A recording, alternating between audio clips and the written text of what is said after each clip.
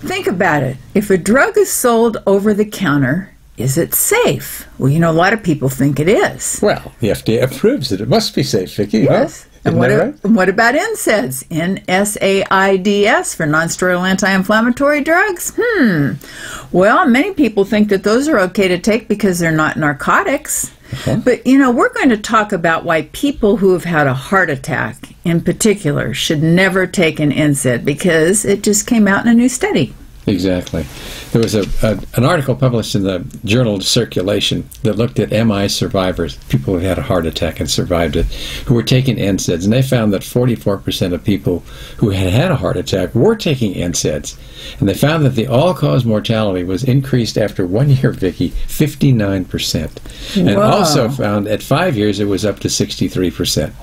The risk for a heart attack increased by 30% after a year and by 41% at 5 years.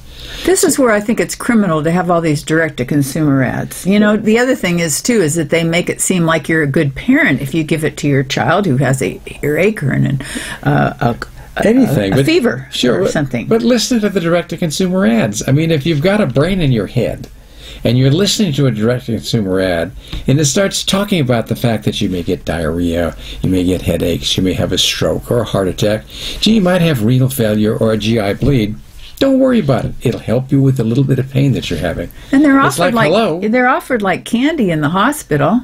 And that's even more distressing because our doctors don't get it. But would you really expect them to after the training they've been through, where that's what the standard of care is? Fact is, if you don't use these medicines, it's malpractice.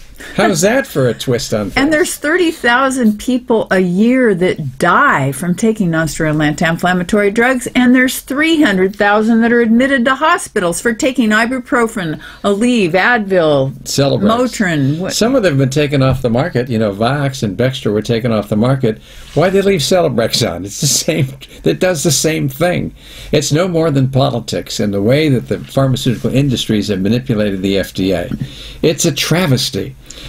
And what are some of the other side effects of the non-steroidal anti-inflammatory drugs? Don't they contribute to impotency too? Oh, yeah. Erectile dysfunctions increased about 1.4 times, 40% more. But then you can take Viagra.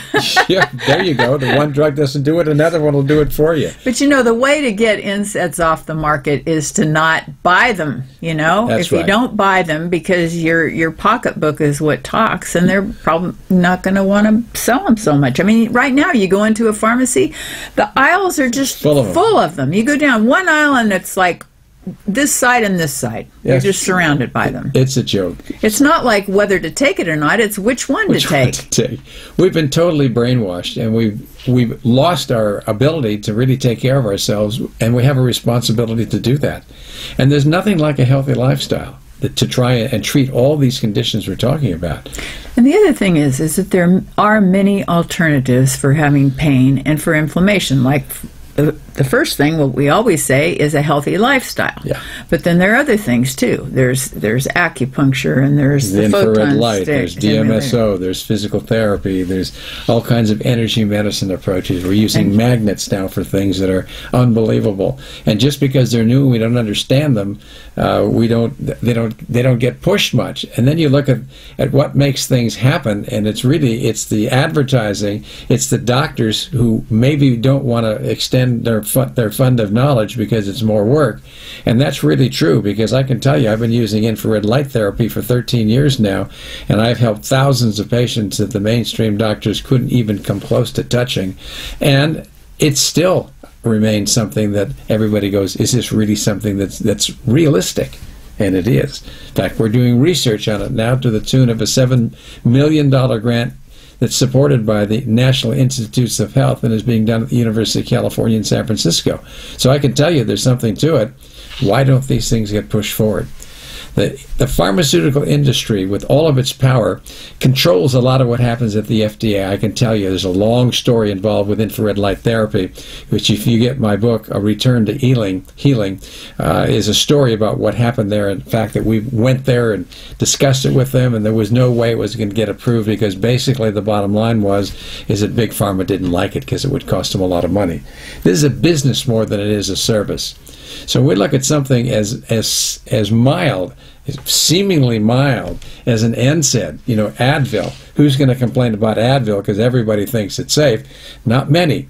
But if you've had a heart attack, or you want to get a heart attack, Advil's for you. Yeah, right. So keep that in mind, and maybe that'll help sober you up a little bit so that you start thinking about other ways to do things. And of course, put my lifestyle first.